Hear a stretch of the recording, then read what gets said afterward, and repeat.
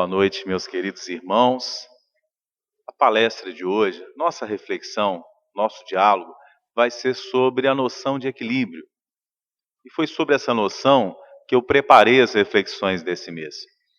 Mas vindo para cá, dirigindo, a espiritualidade me soprava um trecho do Evangelho de Marcos.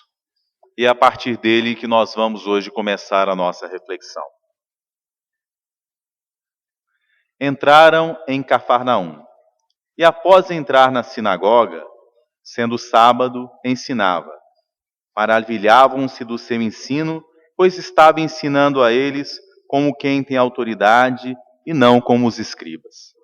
E logo estava na sinagoga deles um homem com espírito impuro, e ele gritou: O que queres de nós, Jesus Nazareno? Vieste destruir-nos? Sei quem tu és, o Santo de Deus. Jesus o repreendeu, dizendo: Cala-te e sai dele, espírito impuro. Convulsionando e bradando em alta voz, ele saiu dele. E todos ficaram assombrados, de sorte que debatiam entre si, dizendo: Que é isso? Um novo ensino?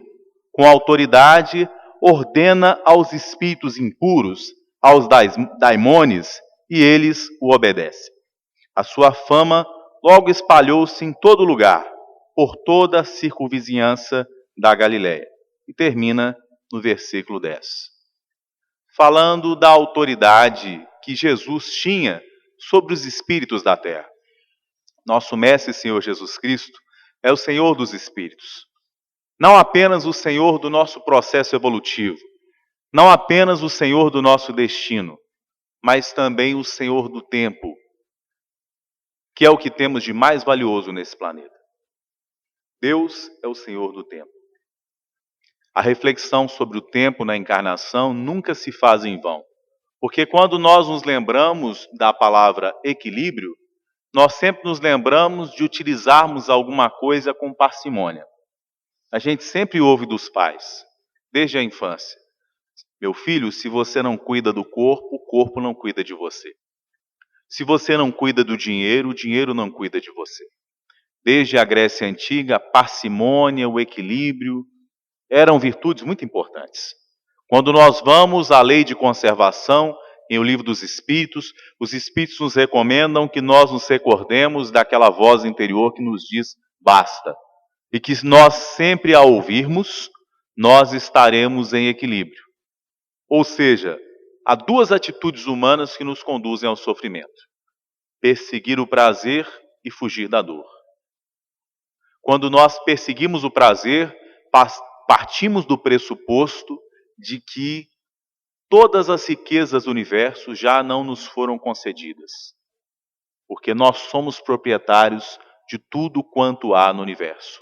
Coproprietários. Não proprietários segundo as noções egoístas de propriedade da terra, mas co-herdeiros do Cristo, herdeiros da herança divina, que se faz nossa a partir da noção de partilha. E quando nós fugimos da dor, nós estamos desconhecendo a grandiosidade que há dentro de nós e que a dor tem sempre uma função. O tempo não passa por nós em vão e a dor também não passa por nós em vão. A dor é o esmeril. Então, quando nós administramos a encarnação, nós fazemos a semelhança de alguém que faz uma grande viagem. E é por isso que na Torá, a metáfora para a passagem pela terra é o êxodo pelo deserto. E nessa grande viagem haverá os dias chuvosos, haverá os dias agradáveis, haverá os dias de desencarnação, haverá os dias de sol quente, sede abrasadora, porque no deserto também chove. Mesmo no deserto mais árido, há tâmaras que medram das tamareiras nos lugares mais inesperados, porque Deus é o inesperado. Deus é sempre o inesperado. Ele sempre nos surpreende, mais cedo ou mais tarde. Ele vem de lugares improváveis. A voz de Deus, por isso que a Epístola aos Romanos fala disso, a Epístola aos Hebreus começa falando: de formas variadas falou Deus. Deus nos fala das formas mais variadas. Ele esculpe a nossa alma com amor, das formas mais variadas. Acontece que o amor de Deus, por vezes, nos constrange. Para esse espírito organizado para o mal, que sabia quem era Jesus, e tinha provavelmente ali um projeto todo arquitetado de prejudicar a missão do cristianismo na terra, ele sabia quem era Jesus. E pensava que Jesus vinha destruí-lo. Ele conhecia a noção de culpa. Ele conhecia a noção de castigo. Mas ele não conhecia a grande noção que Jesus vem trazer. É a noção de misericórdia. E todos que ouviam Jesus na sinagoga se surpreendiam. Porque os sacerdotes estabeleciam uma diferença. Emmanuel nos lembra que quando se partiu a túnica de Jesus, ele foi ser crucificado, a túnica não tinha costuras. Ele faz uma reflexão metafórica para falar que Jesus não fazia diferença entre a oficina de trabalho e o templo religioso, entre a vida particular e a reflexão religiosa.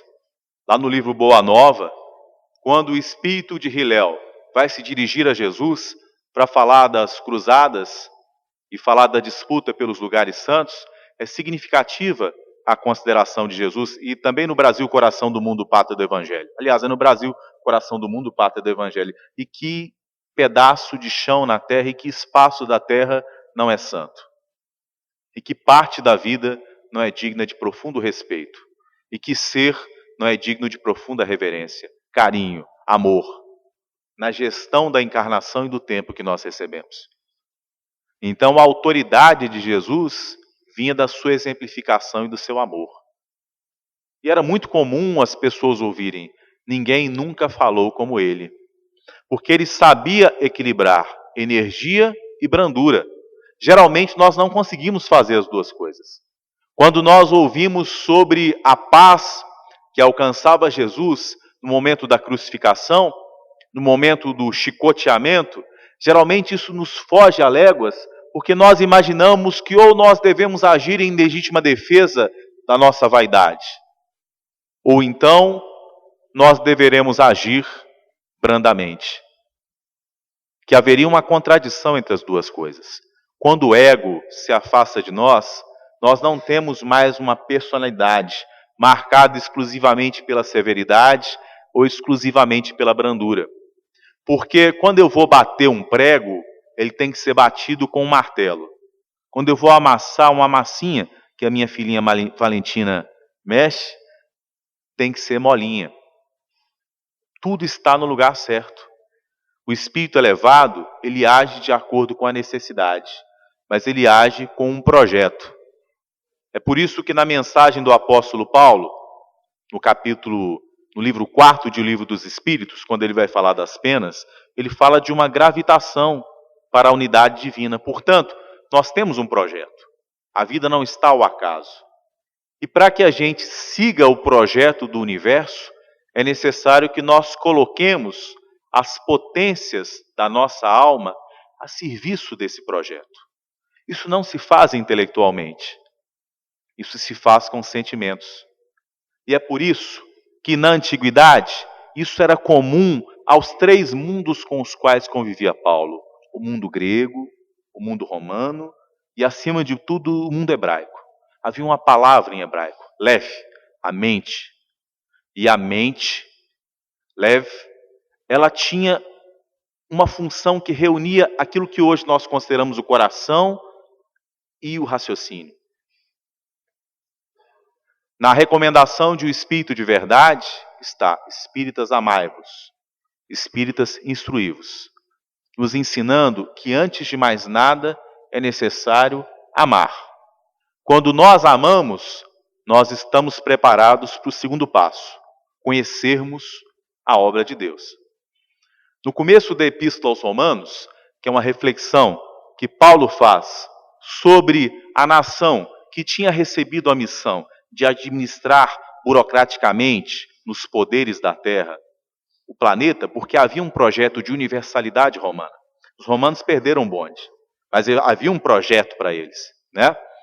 E ele vai falar disso: Deus não escolhe os capacitados, ele capacita os escolhidos. A escolha não é um fator de privilégio. Escolhe-se aquele que tem o coração preparado. E estar preparado tem a ver com um certo tipo de maturidade. O agricultor não espera laranja da laranjeira que acabou de plantar, pequenininha.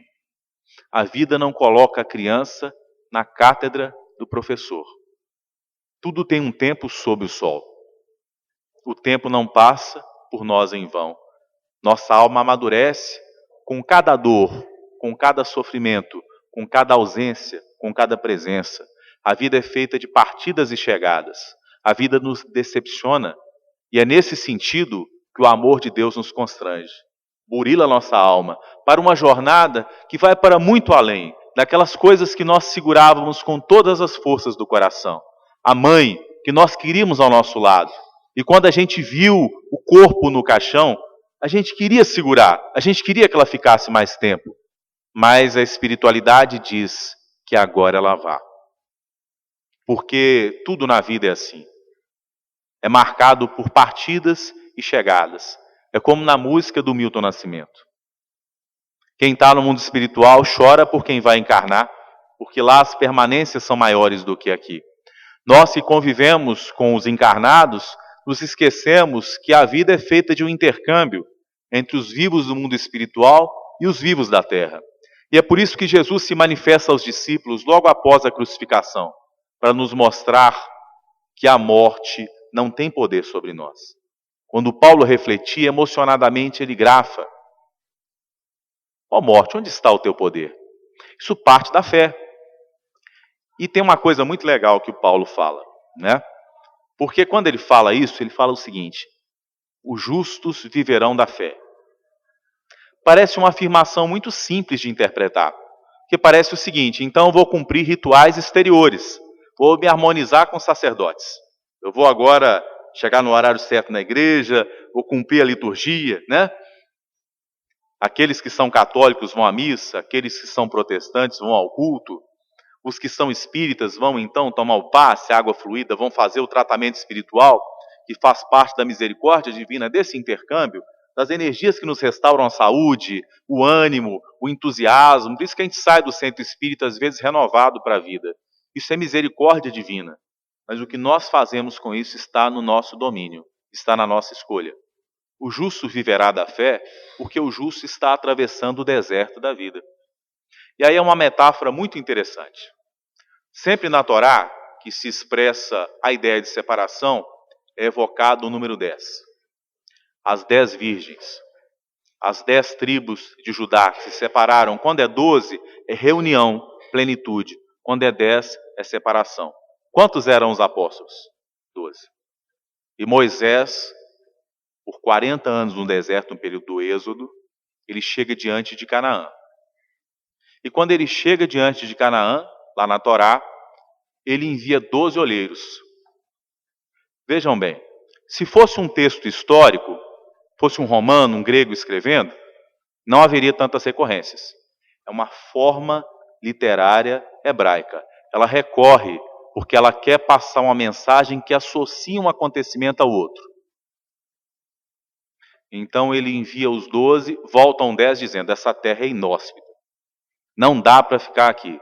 Há homens que devoram carne humana, a terra é áspera, é sem água, é inóspita. Mas 2 deles, Josué e Caleb, voltam maravilhados com a terra, dizendo que a terra é maravilhosa, que ela é fértil, que nela jorra leite e mel. O que os 2 viram que os outros 10 não viram? Eles tinham os olhos de ver e os ouvidos de ouvir. Eles conseguiram encontrar as tâmaras no deserto. Eles conseguiram encontrar a água. A metáfora da água é sempre utilizada. João Evangelista na ilha de Patmos. Soldados romanos em volta. Os soldados romanos eram maravilhosos. Que os judeus eram cheios de conhecimento da Torá e super arrogantes. Mas o soldado romano é aquele homem que já errou em todo o sentido da vida. Ele já matou sem querer matar. Já se envolveu com prostitutas. Ele está cheio do tédio que os prazeres da vida trazem. Ele está cansado. Ele já viu crenças de todos os tipos. Ele já procurou acreditar em tudo, mas nada trouxe paz ao seu coração. Ele está diante de um coração sincero, que une o raciocínio ao sentimento. E aí, ali ele presta atenção naquele velhinho chamado João Evangelista. Dos seus 90 e poucos anos. A água é salobra, é seca na ilha, ele bate o cajado no chão e sai água. Aqueles homens ficam maravilhados. Ele entra num tacho em que o azeite ferve e fica lá dentro dormindo. Toma banho de terma lá dentro. Quando ele sai, os soldados ficam maravilhados. É o pai João. Ninguém quer causar a sua desencarnação. Aqueles que vão executar Paulo, Paulo tem que incentivá-los. Eles não querem, porque a majestade espiritual se expressa naquele homem. Ele não é simplesmente um homem velho, é um homem que há muito tempo vem trabalhando, contristando o seu coração, por sentir mais amor, por perdoar, por se aproximar dos corações que sofrem. Então, um era o Saulo, duro, inflexível, que viu a morte do Estevão. E nos diz o texto dos Atos dos Apóstolos, que o rosto de Estevão estava como de um anjo, um homem jovem, que abandonara tudo para falar de Jesus, que só falava de amor. E Saulo enxergou nele um disputador intelectual. Ele se assenta na casa do caminho, muito simples, com desdém pelo espaço de simplicidade, mas era ali que Deus estava se manifestando, porque haviam duas tradições no mundo hebraico que falavam de Messias. Uma delas falava de um Messias guerreiro, e esse Messias levaria à conquista do mundo pelos judeus. O sentimento do sionismo, que desde mais ou menos o ano 700 a.C., tomara o coração dos judeus, a parte inicial do templo, que era a casa de oração para todas as nações, se tornou um espaço exclusivo e utilizado para a venda. Daí a revolta de Jesus. Era o espaço da universalidade, porque a divindade não disputa com as vaidades humanas. Deus é silencioso. Deus não tem religião. Lembro de um livro aqui fantástico que eu li, de um bispo anglicano, chamado Desmond Tutu, lá da África do Sul. Grande espírito. Um espírito fantástico. Viveu numa região de profundo conflito. O livro se chama Deus Não é Cristão. Deus está além disso, porque são duas lições diferentes. Uma delas é não terás outro Deus além de mim. Isso é a lição básica, o beabá do monoteísmo. A outra é o Senhor é um. É muito mais profundo. Significa que o meu coração é um com o seu. Se eu não entendo isso, eu não tenho a sensibilidade necessária para viver e para servir. Significa que eu, o meu irmão protestante, o meu irmão católico, somos um. Não é porque eu enxergo os espíritos. Não é porque eu sei o que vai acontecer após a morte do corpo físico. Não é porque eu tenho algumas informações prévias com a minha mediunidade, pela misericórdia dos espíritos, que eu vou me achar superior a eles. Porque há algum deles que convive com absoluto desconhecimento do mundo espiritual, mas é um homem digno, consegue sentir amor, consegue ter misericórdia, deixará o corpo físico sem saber de nada disso, laureado de luz. Enquanto eu, espírita, o que eu fiz com aquilo que eu recebi? O que eu fiz? Se Jesus chegasse para nós agora, o que você fez? O evangelho que você recebeu. Na carta aos Romanos, Paulo fala disso. Que aqueles chamados pagãos, os romanos, por exemplo, eles não estavam isentos do sentimento da divindade. Porque a divindade não está na Torá. Ela não está em nenhum ou outro texto religioso. A divindade, ela está nas suas criações. No sorriso da criança. No sentimento de amor que o pai, com a sua dignidade, passa para nós. A mãe, o avô, aquele calorzinho no coração que você sente da família reunida. O sentimento da vida após a morte está além da descrição científica. Que alguém pode dizer assim, olha, eu desencarnei e vi o meu corpo. Isso não é prova da existência de Deus. Deus está além do mundo espiritual. Os espíritos não veem a Deus. O símbolo da manifestação de Deus nos evangelhos é José. Porque José foi um homem anônimo e digno. E querem avaliar a grandiosidade do espírito de José? A gente começou a falar dos romanos, né? Vamos pegar um pouquinho de uma coisa. Na época de Jesus, uma mulher adúltera era apedrejada. Se você ia se casar com uma mulher e descobria que a mulher não era mais virgem, você tinha direito, inclusive, de tirar a vida dela. Mas há um pequeno comentário sobre o gigante que era José. Diz assim: ela estava grávida. Ele pretendia repudiá-la em silêncio, em segredo. Um homem que vivia numa época em que as condições históricas, que a gente chama isso no Espiritismo de potencial anímico. Eu posso ser o Chico Xavier. Aquilo que eu escrevo tem alguma coisa de mim. É por isso que para ser um vaso escolhido, Paulo teve que se purificar de todas as mazelas. Porque a gente filtra. Todo mundo que é médium sabe que é assim. A gente filtra, né? Agora, quando o seu sentimento está elevado, você filtra coisas maravilhosas. Quando tem um pouquinho de mágoa no seu coração, um pouquinho de insatisfação, aí você pensa que é só o médium que psicografa? É só quem dá o passe? Quando você conversa com a sua filha, com a sua esposa em casa, com o seu marido, aquilo que você fala, você é veículo da espiritualidade. Você é como esse homem que entrou na sinagoga e Jesus o repreendeu. Em dado momento, Jesus diz a Pedro: cala-te, Satanás. Em outro momento, disseste bem, disseste segundo o Espírito. Mostra essa variabilidade da percepção dos aparelhos receptores que somos nós. Somos corações entrelaçados pelos laços de afeto, que são os caminhos misteriosos que nos conduzem a Deus. E temos no nosso coração milênios e milênios de vaidade, séculos e séculos de inimizade, séculos e séculos de materialismo, de gravitação errada, de oportunidades perdidas, de recursos desperdiçados.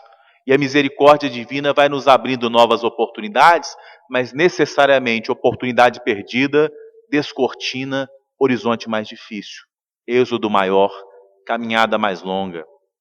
Mas durante essa caminhada, que não nos falte a fé, porque o justo viverá pela fé. E é interessante, a palavra em hebraico para designar fé é emuná, que tem dois sentidos: fé e fidelidade. Se a gente for para o grego, é pistes, da mesma forma, fé e fidelidade. Se for para o latim, lá na Vulgata do Jerônimo, fides, fé e fidelidade. Fidelidade está para além de você dizer só Jesus salva, colocar no carro, foi Jesus que me deu, né? Está além dessas coisas ingênuas. Fidelidade é um sentimento que não passa pela expressão externa. É fidelidade ao ensinamento sentido no coração. Porque uma coisa é você não adulterar porque você tem medo. Outra coisa é você amar a sua mulher. Uma coisa é você não roubar porque você tem medo da justiça. Outra coisa é você pensar no que o outro trabalhou para adquirir uma propriedade e amá-lo. Uma coisa é você sair de uma palestra, ter uma hora, um horário para chegar e pensar no horário. Outra coisa é ter alguém querendo um atendimento fraterno, um abraço, e você se voltar e dar o um abraço nessa pessoa. E você não tem tempo e você vai visitar alguém no hospital. Esse foi Jesus. Nos dizem os evangelhos que ele não tinha tempo de comer. Que ele não tinha tempo de comer. Jesus foi extremado no amor. Por isso a expressão máxima é: amai-vos uns aos outros como eu vos amei. Como o exemplo que eu dei, como eu vos amei. E é interessante, eu falava das duas tradições de Messias. Uma era essa tradição guerreira. Ela foi representada por os judeus, chamam os grandes rabinos de Rabã, o Shammai. O Rabã Shammai, certa vez, um homem coxo tentou ser seu discípulo. Ele o escorraçou da tenda com o cajado. Mas o Hillel o recebeu como discípulo. Hillel foi o maior de todos os rabãs, o grande rabino do judaísmo. Quando ele desencarnou, Jesus era uma criança. Ele está lá no Brasil, coração do mundo, pátria do Evangelho de novo. Porque estão todos lá. Você acha no Evangelho segundo o Espiritismo. Tem uma referência a Erasto, discípulo de São Paulo, está lá no Evangelho. Simeão, aquela mensagem linda do Evangelho, procura lá 2000 anos, está lá o Simeão. Porque Emmanuel é historiador espiritual do cristianismo. Tem intertextualidades, você encontra as traduções, é impressionante. Emmanuel é um tesouro inexplorado. que a gente lê com superficialidade. A gente lê como aqueles 10 que foram para o deserto e voltaram dizendo que não tinham visto nada. A gente lê sem sentimento, que para ler o Evangelho tem que orar e se colocar com o coração em silêncio, para que a gente abra uma outra percepção, que um é intelectual. O que você vai procurar, você acha. Buscar e achareis. Vai buscar contradição, você acha. Vai buscar diálogo intelectual, você acha. As letras sagradas estão cheias dos discursos humanos. Por 2000 anos. Mas eles não tocam o coração e não transformam a vida das pessoas. Mas quem lê pensando em Jesus e sentindo, encontra ali a resposta para si. Que é pessoal e intransferível. Você pode estar cheio de pessoas na sua casa. Na hora da desencarnação, você vai sozinho. 1000 pessoas te amam, você vai sozinho. Quando será? Só Deus sabe. É você com ele, com seu anjo da guarda, com a sua consciência. Por isso ninguém pode julgar a ninguém. Quem sabe o que se passa no coração do outro? Quem sabe o homem ateu, o homem protestante, o homem católico, que eu me achava mais virtuoso do que ele, por qualquer vaidade pessoal e desprezível, que eu ainda tenho me manter no meu coração, e todos nós teimamos, é sincero, verdadeiro e amoroso, mais do que eu jamais sonhei em ser, ao longo das encarnações que me precederam aqui na Terra. Né? Então é interessante. O Hillel pegou os 614 mandamentos da Torá, que tinham sido reunidos em 10, e transformou em só 2. Amar a Deus sobre todas as coisas. Amar ao próximo como a ti mesmo. Certa vez, um jovem arrogante chegou para o Raban e disse o seguinte: enquanto eu me preparo para saltar, resuma para mim a Torá. Ele disse, e ele estava brincando, né? Ele disse, se prepare para saltar. Não, eu estava brincando, se prepare para saltar. E quando ele ia saltar, ele disse, ama. Pronto. Na lei de amor, na lei de respeito e consideração para com todos os seres, está reunida toda a Torá, todo o ensinamento. Foi isso que Jesus fez. E o amor equilibra sabedoria e brandura, energia, e a energia se manifesta de diversas formas. É por isso que na nossa vida há momentos que a gente precisa ser severo, há momentos que a gente precisa ser brando. Mas Paulo nos recomenda que nós sejamos tardios em nos enfurecer. Tem uma mensagem do Emmanuel fantástica, ele diz assim, certamente a energia tem o seu lugar. Quer dizer, ele não está dizendo assim, a energia não tem o seu lugar. Certamente a energia, até mesmo uma certa ira, tem o seu lugar. Mas ela deve ser extremamente tardia. E ela deve ser feita com amor. Rossandro e eu estamos organizando um livro, bem devagarinho, que chama Não Queira Ser Amado pelos Seus Filhos. Esse livro fala disso. Né? E a gente diz assim, uma relação de casamento, eu fiz um seminário esses dias sobre isso. E todos nós que fazemos somos aprendizes, porque casamento, vida é vivo, né? É constante, é experiência. E a gente dizia o seguinte, ó, são 3 as partes principais. A primeira das partes é o amor, representado pela amizade. Né? A segunda das partes é a admiração. A terceira parte é aquilo que popularmente a gente chama de tesão, atração sexual. As 3 coisas mantêm o casamento. Quando uma falta, a outra mantém. Bom, na sua relação com a sua criança, reencarnada, não deu tempo ainda dela te amar.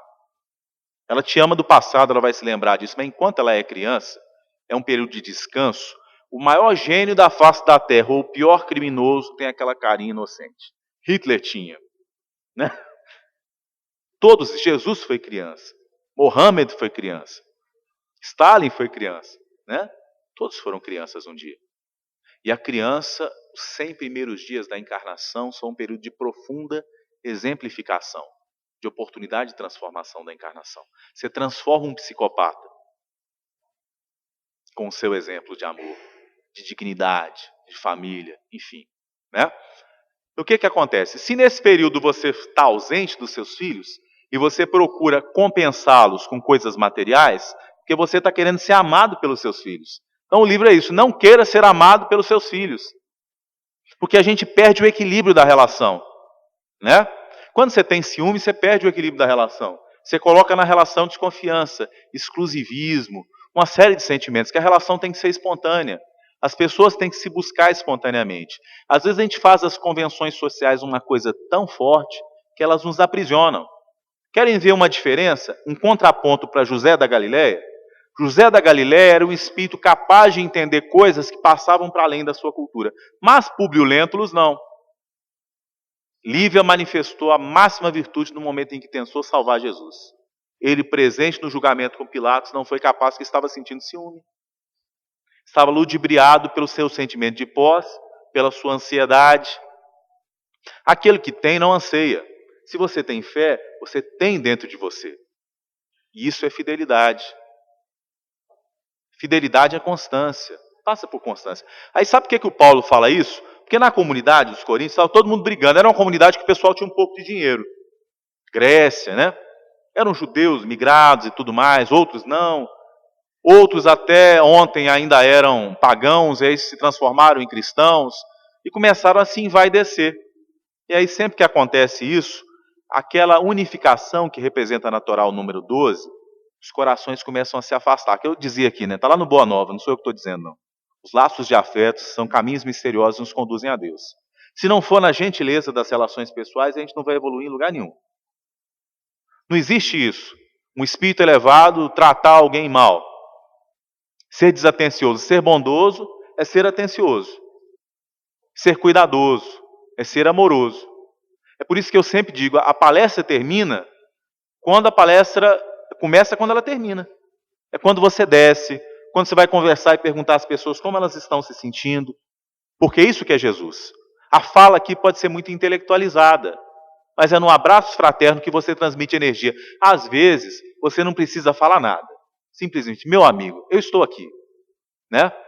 Momento de desencarnação. Você vai dizer o quê? Às vezes tem alguma coisa a dizer, inspirada. Às vezes não, às vezes é abraçar. Ô meu amigo, a desencarnação do seu filho. Se fosse comigo, eu ia estar me sentindo terrível. Mas eu estou aqui. Eu também não tenho força.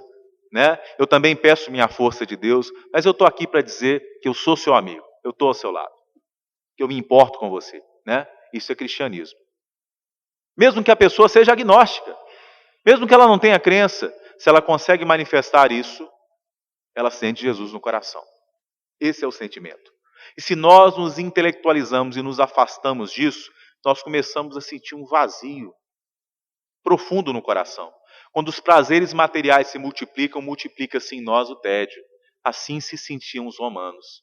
Imaginem o seguinte, o centurião romano, lá em Cafarnaum, às margens do mar da Galileia. Ele não encontrara nada de valoroso na sua cultura mais. Profundamente decepcionado. Mas estando entre os judeus, ele sentia a força da Torá, da família judaica, das tradições. Então ele construiu uma sinagoga e os judeus o respeitavam. E Jesus chega na sua cidade. E os judeus vaidosos, cheios de religiosidade exterior, de conhecimento sacerdótico, com paramentos farisaicos, não conseguiam perceber Jesus. Não tinham a sensibilidade do sentimento, da intuição que tinham aqueles Josué e Caleb que voltaram do deserto. Mas esse centurião tinha. Então Jesus se encontra com ele. Eles dizem, Senhor, esse homem é um romano bom. Ele construiu uma sinagoga para nós. E esse romano era tão bom que ele não estava pedindo pelo seu filho. Ele estava pedindo pelo seu servo. Era um servo que ele amava. Era grato ao seu servo. Ele estava sofrendo profundamente por aquilo, porque ele o considerava como filho. Porque os judeus, essa é a grande disputa de Jesus, né, com o pensamento antigo. A parábola do samaritano expressa isso. O amor não é simplesmente para aqueles que compartilham a mesma crença. O samaritano auxiliou aquele que ele não conhecia, aquele que ele não sabia quem era. E Jesus conta uma parábola, que ele havia andado um longo percurso, com sede, com fome, está nos evangelhos. Os discípulos diziam, mestre, come. É como se ele estivesse fazendo uma ablução para o momento da crucificação. Quando ele chega em Jerusalém, chega o doutor da lei arrogante. Quem é o meu próximo? Jesus podia disputar com ele, olha, eu sou da tradição de Hillel, eu acho que toda a humanidade é meu próximo. E aí ele estaria disputando. A divindade não disputa com as vaidades humanas. A divindade esclarece. É por isso que Allan Kardec começa a revista espírita dizendo: debatamos, mas não disputemos. E quando se pergunta a ele, quem ganha um debate? Ele diz, o que for mais cordato, o que for mais respeitoso. É nisso que a gente enxerga Jesus em Kardec. Né? A gente começa o debate com respeito. Quando Pilatos perguntou o que era verdade, ele se calou. Pilatos não tinha condição espiritual de compreender. E aí é interessante, ele responde com a parábola. E frequentemente ele dizia, ouça quem tiver ouvidos de ouvir. Veja quem tiver olhos de ver. Quantas vezes nós olhamos e não vimos? Quantos de nós estivemos aqui diante de Jesus? Ou diante do seu ensinamento? Quantas vezes na vida? Quando a gente recebe o primeiro salário, o que é que a gente faz com ele? A gente retribui os pais que cuidaram de nós a vida inteira? O Paulo começa a Epístola aos Romanos, capítulo 14, ele começa assim: eu sou devedor de gregos e de romanos, de sábios e de ignorantes. Eu sou devedor. Porque aquele que Deus deu um pouquinho mais de luz é levado a clarear a escuridão. O trabalho mais difícil, o deserto mais árido, é honra. E foi isso que Paulo foi entendendo. Ele queria ser o líder do Sinédrio. Jesus, adolescente, falava maravilhosamente, os doutores da lei se encantavam diante dele. Ele era extremamente sedutor. Mas ele sai do templo e escolhe o quê? O templo? Ele quer ser sacerdote? Não. Ele escolhe a oficina de trabalho. E uma pequena pesquisa do termo que designa a palavra que hoje nós classificamos como carpinteiro nos leva a uma compreensão mais ampla do termo. Era uma palavra ligada à construção civil. Era o serviço mais duro. Lidava também com cantaria e com pedra. Imagine aqui, você trabalhando, um trabalho árduo, às vezes até mesmo em condição de servo ou escravo, e o governador espiritual da terra não quer o templo, não, ele quer ficar do seu lado, batendo o martelo, a enxó. Ele quer estar com o povo. Graças vos dou, Senhor, porque dissestes essas coisas para os homens simples, para os infantes, e não para os doutos e inteligentes, para aqueles que fecham o seu coração, porque se acham muito sabedores. Né? Então a gente começa a ver a sutileza do conhecimento espiritual, por onde passa, né, esse conhecimento. E é interessante essa ideia de fidelidade. O governador espiritual da terra, o espírito maior que esteve entre nós, quando ele tem a oportunidade de fazer a sua vontade, lá no Jardim das Oliveiras, a descrição é que ele suava sangue. É uma expressão do Cristo na humanidade. Ele faz a vontade de Deus. Ele faz aquilo que o Pai ordena. E o Pai não deixa de consolá-lo. E um anjo consolava. E os discípulos dormiam de tristeza. Porque é necessário ser fiel no pouco e no muito. Por isso Paulo diz, né, o justo viverá pela fé. A vida está sorridente, o dinheiro nos abunda, né? É uma época de paz, de tranquilidade, as árvores, como diz Emmanuel, das afetividades familiares nos envolvem, que são elas que nos dão identidade. Se a família inteira desencarnasse, a gente se sentiria totalmente desorientado. Imagine uma guerra em que você perde a referência de nacionalidade. Um judeu num campo de concentração. O judeu que foi construir o Coliseu de Roma. O templo destruído. Experiência de contristação espiritual para uma alma dura, que são as nossas almas. Extremamente duras. Incapazes de sentir compaixão. Quando a gente pensa em divindade, a gente pensa em condenação. Quando Deus, se é a justiça, é muito mais misericórdia. É muito mais amor. Quando você recebe um diagnóstico no médico, que vai desencarnar, o que você pensa? Que vai desencarnar mesmo? Você acredita no médico? Totalmente? Qual o seu prognóstico para o futuro da sua vida? Vamos pensar assim, para pensar em equilíbrio, em termos de escolha. Vamos fazer um exercício para a gente encerrar? Vamos fechar os nossos olhos. Você foi ao médico. Você teve um prognóstico que você tem 8 horas de vida. O que você faria? O que nós faríamos em 8 horas de vida? Quem nós procuraríamos para nos desculparmos? Quais seriam as nossas prioridades? o que realmente foi importante ao longo da encarnação. De tudo que nos ocupava, nos preocupava, o que realmente foi essencial. Pensaram? Vamos para frente então. Vou aumentar esse prognóstico aí para 20 anos. 80 anos. Podem abrir os olhos. É isso. O que é essencial? Quando você passa por algum período de sofrimento profundo na sua vida, algo te perturba, te obsidia. O que é mais importante? Você brigou com a mulher. Numa relação amorosa, alguém te traiu. Numa relação afetiva, alguém foi desleal com você. Alguém não correspondeu ao seu ideal. O que é mais importante? A relação inteira ou aquele momento? Geralmente a gente se apega àquele momento. Num processo, uma carreira, as partes boas e as partes ruins. O que é mais importante? O que é importante para a nossa alma diante do momento da desencarnação? O que seria realmente importante? E o que é acessório?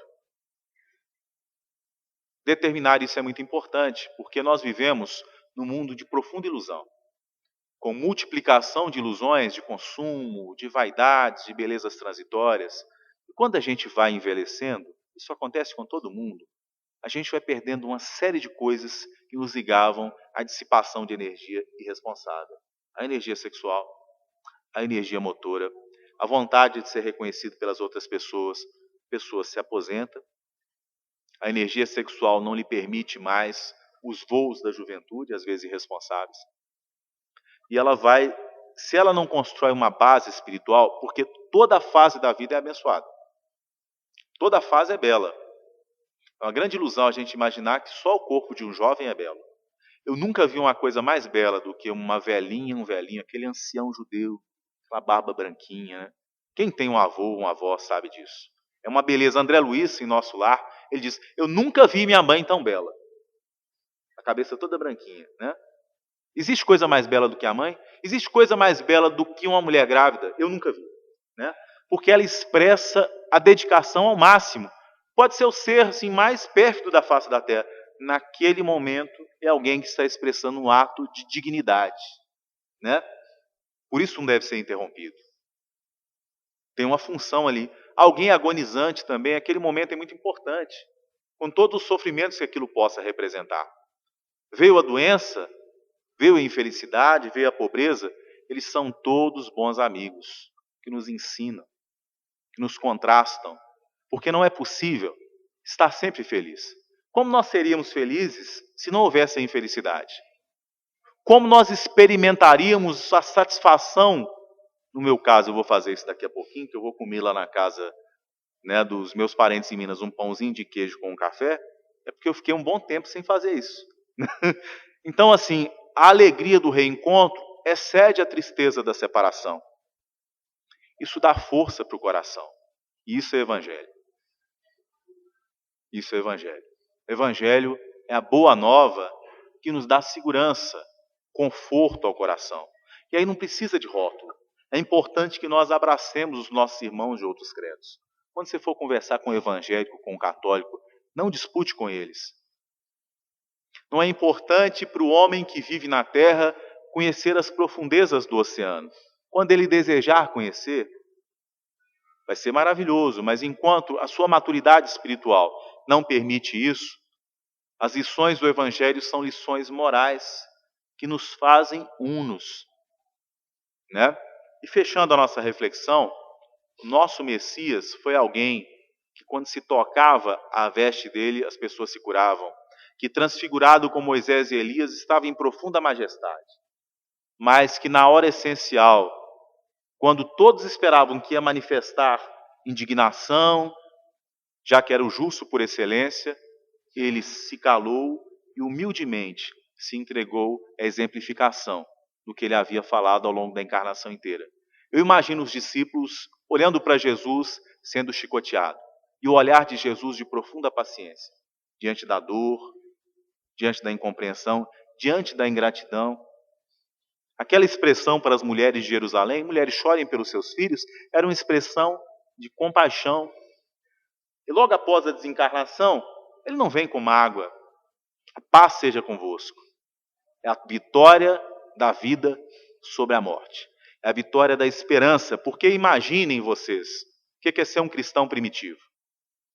Você está aqui, Tiago é morto, João é preso, Pedro é encarcerado, seus bens são tomados, você tem que ir para o deserto, né? Seu filho é morto diante de você, mas você se mantém firme. Esse é o segredo do cristianismo. Se não tem isso, vira religião de Estado, vira paramento, né? E aí não tem importância. Então, meus irmãos, não vamos perder essa intimidade com o Evangelho, porque ele é a grande força das nossas almas, né? Que nos traz o equilíbrio das energias, das forças, porque essa vida é maravilhosa. Nós só temos motivos de louvor e de felicidade. Por tudo demos graças a Deus, pela dor, pela morte, pela separação, mas também pelo reencontro, pela felicidade, pelo alimento, pelo sorriso da criança, pela planta que cresce vencendo a força da gravidade, pelas simetrias do universo que fazem que a gente viva em um planeta, respirando. Se estivesse 1 milímetro para um lado ou para o outro, não haveria vida. Terceiro planeta de um sistema solar, para uma organização orgânica que depende dessas condições, em qualquer outro lugar do universo não se daria bem, porque as humanidades nos diversos planetas submetem-se a regimes muito diversos, de atmosfera, de sóis e de luzes e de calor. Elas se adaptam em processos evolutivos muito diversos, que existem as coisas que nós vemos e as coisas que nós não vemos. Como alguém pode amar a Deus que não vê, se não ama o seu semelhante que vê? A experiência de reencarnar é o êxodo para desenvolver o amor. Que Deus nos abençoe.